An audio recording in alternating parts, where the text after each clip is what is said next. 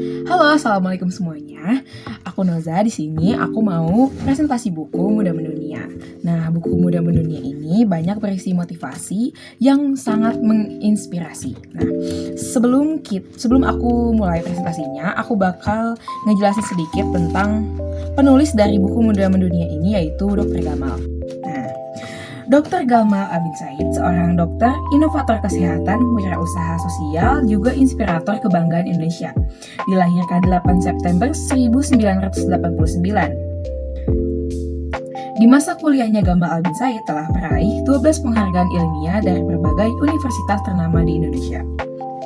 Nah, Dr. Gamal ini juga yang mendirikan klinik asuransi sampah, tepatnya di Malang. Nah, dan klinik ini adalah asuransi kesehatan mikro yang menggunakan sampah sebagai sumber pembiayaan.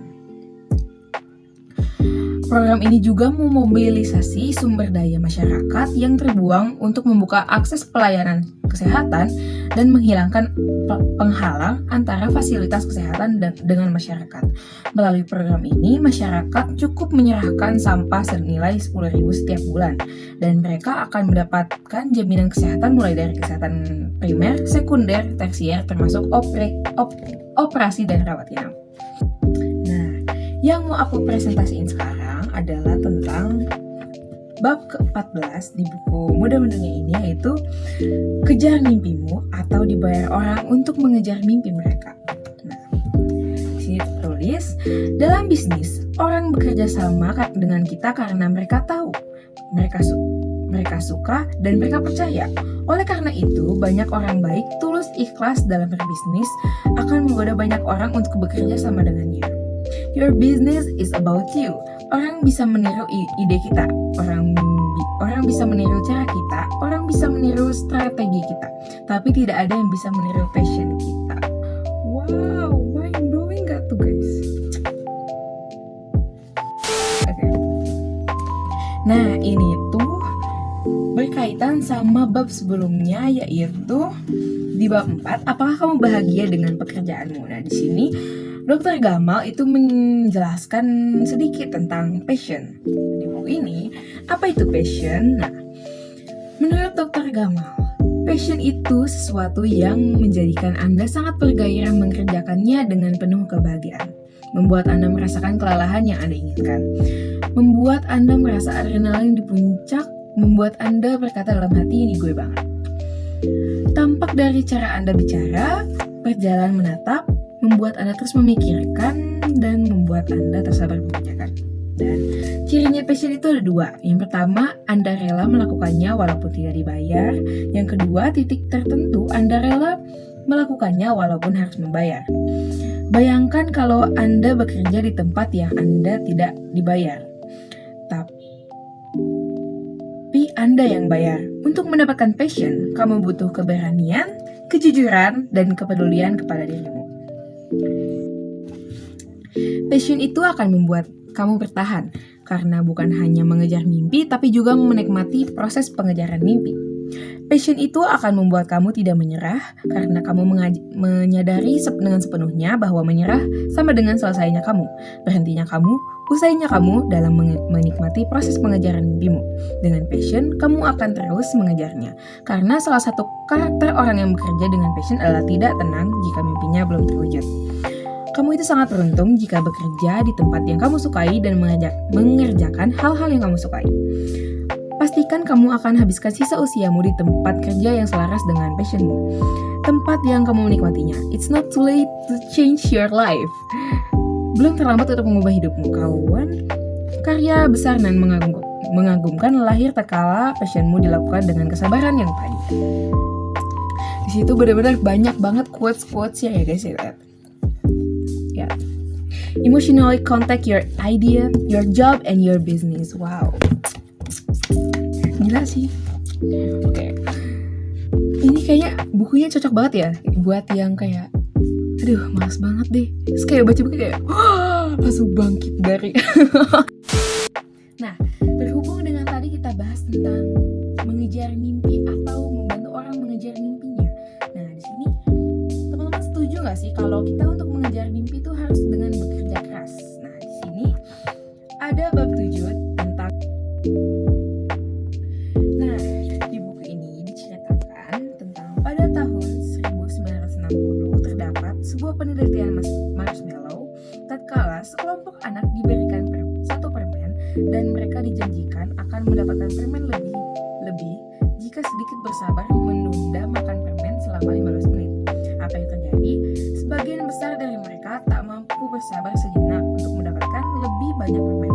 Kemudian lahirlah sebuah teori kemampuan kita untuk secara sukarela mengatur siklus kenyamanan dan ketidaknyamanan sedemikian rupa sehingga kita dapat bersabar ketidaknyamanan sebentar untuk dapat menikmati kenyamanan yang lebih lama. Oke. Dan di buku ini terdapat pendapat Dr. Gamal mengenai teori yang tadi. Menurut Dr. Gamal, teori ini sudah diajarkan 1400 tahun yang lalu saat kita diperintahkan berpuasa. Sadarkah kita, buka puasa begitu lezat dibandingkan makan malam pada umumnya? Karena diawali tak makan sepanjang hari. Teori ini digunakan pada bidang apapun. Misalnya, menjadi pengusaha adalah orang yang mau melakukan sesuatu yang orang lain tak mau lakukan. Untuk merasakan sesuatu orang lain yang tak mampu rasakan. Beragama juga demikian. Ketika ingin masuk surga, kita diminta untuk bangun jam 4 pagi, sholat tahajud. Laki-laki sholat subuh ke masjid, berzikir. Mempertahankan kejujuran, mengorbankan waktu, tenaga, pikiran, dan kebaikan. Kita diminta merasakan ketidaknyamanan sehingga bisa merasakan kenyamanan lebih nan sempurna di kemudian hari. Oke. Di bab 20 ini juga ada tentang seberapa besar pengorbanan kita. Nah, aku bacain aja ya. Untuk cita dan mimpimu, apakah engkau siap terjaga ketika orang lain tidur? Apakah engkau siap lapar ketika orang lain kenyang? Seperti pesan Imam Syafi'i, bersibuk-sibuklah selalu karena kenikmatan hidup ada pada saat kita bersibuk-sibuk. Bilal bin Rabah, budak yang direndahkan oleh manusia, namun ditinggikan derajatnya oleh Islam. Ketika siang dalam terik matahari, beliau diikat majikannya terus dicambuk dan ditimpa batu besar. Beliau terus berkata, ahad. Betapa besarnya cinta kepada Rasulullah. Sejak Rasulullah meninggal, ia tak mampu mengumandangkan azan lagi. Suatu ketika Rasulullah dan Umar bin Khattab memohon kepadanya untuk azan kembali. Bilal pun mengumandangkan azan. Seluruh penduduk Madinah berhamburan menuju Masjid Nabawi. Puncaknya asyhadu anna Muhammadar Rasulullah. Sejauh suara Bilal terdengar, maka orang yang mendengar pasti akan menangis mengingat Rasulullah. Hingga seisi kota Madinah pecah oleh tangis teringat masa indah bersama Rasulullah. Akhir kata, ingatlah pesan Umar bin Khattab, aku telah membuktikan bahwa kenikmatan hidup ada pada kesabaran yang kita berkorban. Oke, berarti kita di sini ada ajakan maksimalkan sisa umur kita untuk memberikan pengorbanan terbaik, bekerja keras dan berkorbanlah. Sungguh Allah tahu lelah dan sabar. Oke, jadi segitu aja yang bakal aku presentasiin. Nah, jadi ada pendapat aku yang dimana tips-tipsnya ya buat teman-teman yang bakal menjadi seorang pemimpi yang bakal berusaha untuk mengejar mimpinya. Tahap pertama yang paling penting menurut aku adalah kenali passion kamu sesuai yang ada di buku Muda Menuni ini.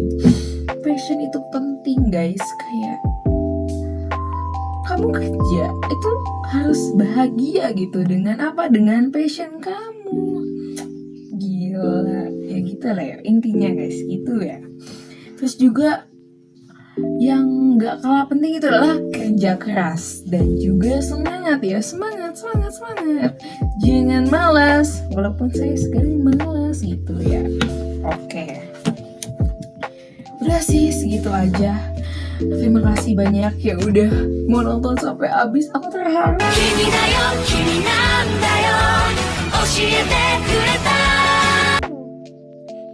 Apa sih? Ya pokoknya terima kasih. Assalamualaikum warahmatullahi wabarakatuh.